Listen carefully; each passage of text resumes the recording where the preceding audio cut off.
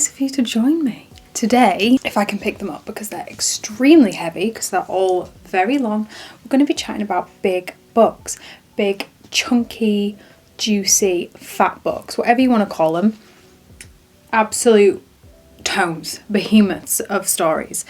I am in a short story mood at the moment, however, I do have a soft spot for a long book. For me, I class a long book as anything over 500 pages or around the 500 page mark. I feel like a short story is under 150. Standard for me is like 200 to 400. I would call that like a standard book. Anything that's creeping towards the 500 page mark or over, I think is a big book. Some people's opinions might differ. I don't know what the actual definition of a big book is, but these are all quite long. It will take you a number of hours, probably a few weeks for most of these.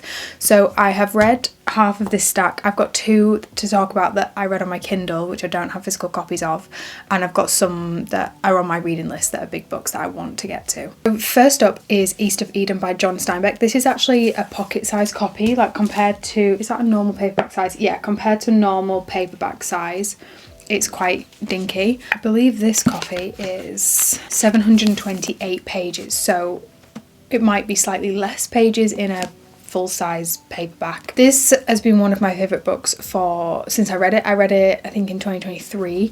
It unfortunately has been overtaken by a couple I have read since, but I would like to reread this, and I think anything you want to reread is obviously a fantastic book.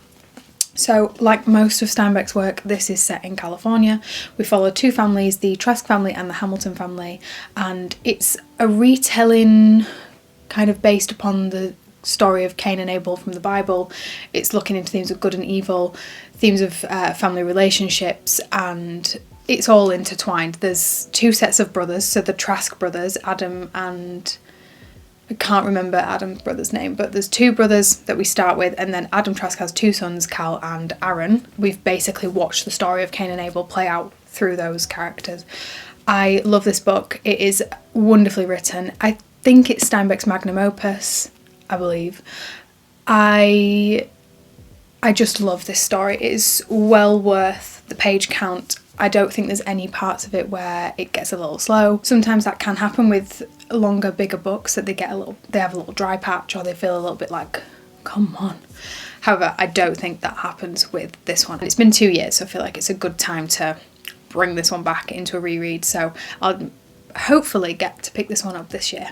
The two that I don't have copies of that I read on my Kindle I'll speak about now. So A Tree Grows in Brooklyn by Betty Smith. This is my favourite book of all time. I can't believe I forgot to put it in my God Tier Books video. I think because I don't have a physical copy, it just escaped my mind. I think it's around the 600 page mark. I read it on my Kindle, like I say, so I don't know exactly the page number. It's a coming of age story set at the turn of the century between the 1800s and the 1900s. It's about an Irish-American family who live in the Brooklyn slums. Main character we follow is Francie Nolan. She's, I think, tween age at the start of the story. It's the only book that has ever made me cry. I was actually crying, like tears rolling down my face, not just like, oh that's sad, or tearing up a little bit, like genuinely crying. Like my eyes were blurry, I couldn't read because I had so many tears. I've never been so attached to a character. You have to, if you take any recommendation from this video, read A Tree Grows in Brooklyn by Betty Smith. So the characters that we follow, it's a family of four. We have Francie and her brother. I can't remember the brother's name, it's escaping me. Her dad is a great father, but he's an alcoholic, so that comes with its own set of problems. She has a tumultuous relationship with her mother. Her mother favours her younger brother, and we just see that dynamic play out. Obviously we watch this family go through poverty, and it's just a wonderfully written story. It's one of those books that you read and you just think, how has somebody created such a piece of work, such a masterpiece? I could never write something of that calibre in my life. Like, it's just a wonderful, wonderful book. If you can't tell by how much I'm gushing about it, I love it. So I definitely recommend reading A Tree Grows in Brooklyn. I would like to get a physical copy. I already want to reread it, and I read this in January, so if I already want to reread it and I read it like 4 months ago, you know it's a good one. As I was reading on my Kindle, I didn't have my notebook for my notes while I was travelling. Like, all the notes that I kept about that book, that is a lot of notes for me. I don't normally write down that many page numbers. Ugh, What an absolutely beautiful, wonderful book. Please read it. I don't doubt that you will love it just as much. The other book that I read on Kindle is Demon Copperhead by Barbara Kingsolver. I don't have a physical copy of this, and nor will I buy one, because yet again the UK cover sucks and the US one is so nice, but it's like 20 quid and I don't need it. I'm not going to reread it, so I don't have the paperback. However, great book. I think it's around the same mark as the other one, like 500, 600 pages, but again, not entirely sure because I don't have the physical copy. So this is a retelling of David Copperfield set in the rural Appalachia, I think, in like a caravan trailer park. It's a coming of age story. We follow a young boy who is born to a teen mother. He ends up orphaned and we just watch his life unfold. This boy could not catch a break. Every single time I read a chapter I was like, this poor boy, like she literally did not give him a second to breathe. He would get back up and he was knocked straight back down again.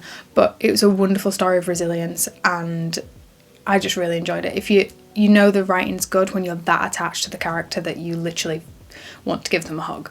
Like this boy, this poor boy, how he navigates addiction, abuse, grief, loss, loneliness, growing up without a parent figure.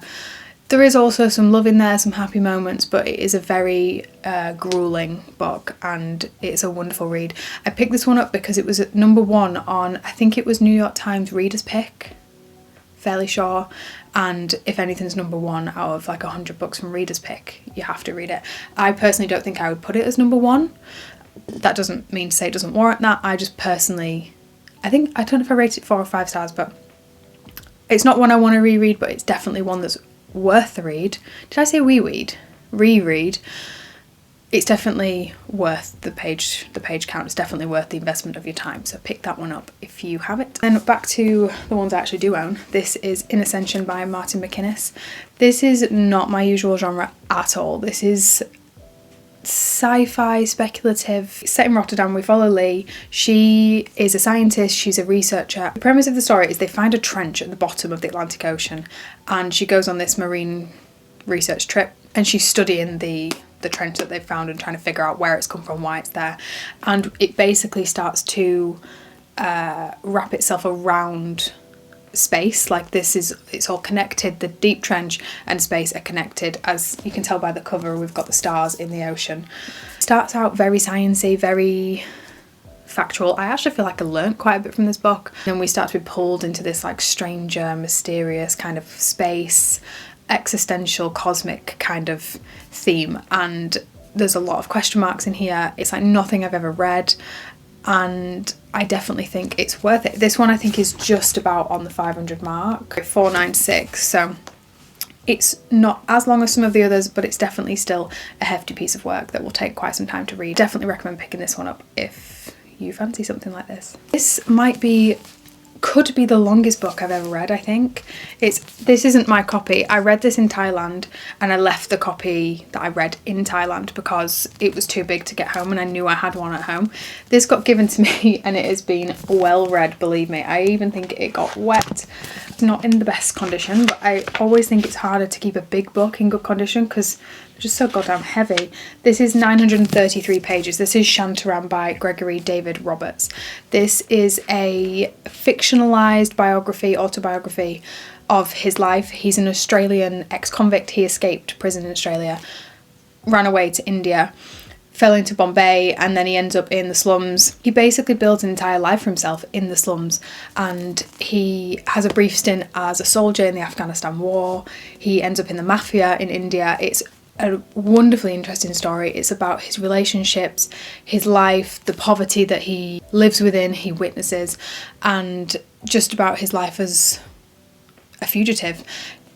I don't know if this says it's fictionalised because he's embellished certain areas. I don't know if it says it's fictionalised because he's a criminal and he doesn't want to put in writing admission to certain things. I don't know why they say it's a fictionalised story, but it is based upon his life. I read this as if it was complete true fiction. I mean, complete true story, complete true non-fiction. I read this as if this is his actual autobiography with no added parts. Really enjoyed all the characters in this. The detail with which he talks about each person that he met, I'm assuming the names are changed, but the detail in this obviously is insane to say that someone has such good memories and such good descriptions of a long time span. I think it spans like 10 years, this book.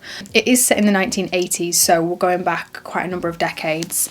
There's a little bit of romance in there. Sometimes it could be a little bit cheesy, but it doesn't spoil the book. I devoured this in, I think, like 9 days, which for me is quite impressive for a book of this length.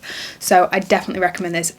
I can't remember if I gave it 4 or 5 stars, but it was definitely a high rating, so pick this one up. I then have The Goldfinch by Donna Tartt.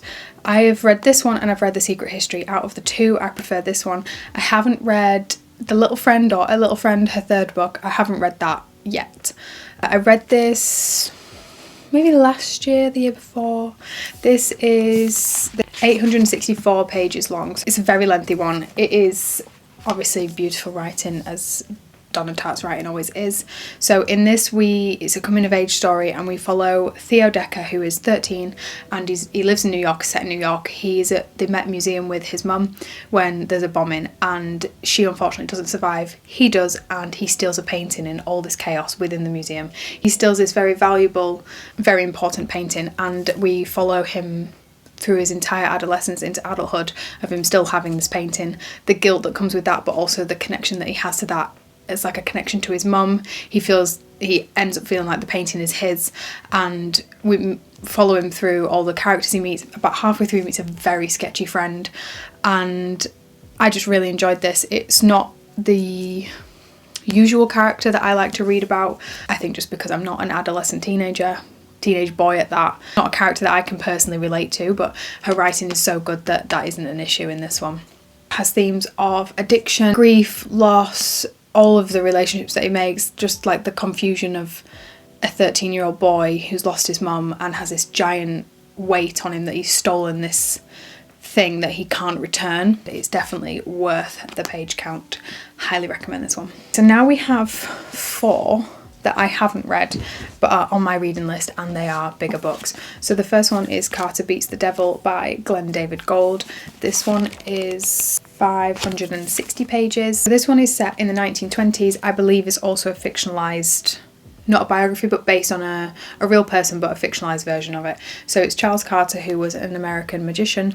I believe he has a government figure in one of his magic shows. Something goes a bit awry, and it follows the story that unravels from there. Very excited to read this. I've never read a story where the magician is the main character. I think it sounds super interesting. I've seen it a few times in Waterstones, and then I managed to pick up this copy for a couple of pounds in a charity shop. Then I have the big book of all big books, maybe except for Infinite Jest and Count of Monte Cristo. This is an absolute behemoth of a Western story. I think it's like 900, it's 843, so it's not out of my depth. I've definitely read many books that are this long. I just haven't picked it up, but I love Westerns. I've not even said it's Lonesome Dove by Larry McMurtry. This is an absolute classic. This is revered and recommended by so many people. I've even had people in the comments of my videos see it on my bookshelf and tell me to read it. I definitely want to get to this one.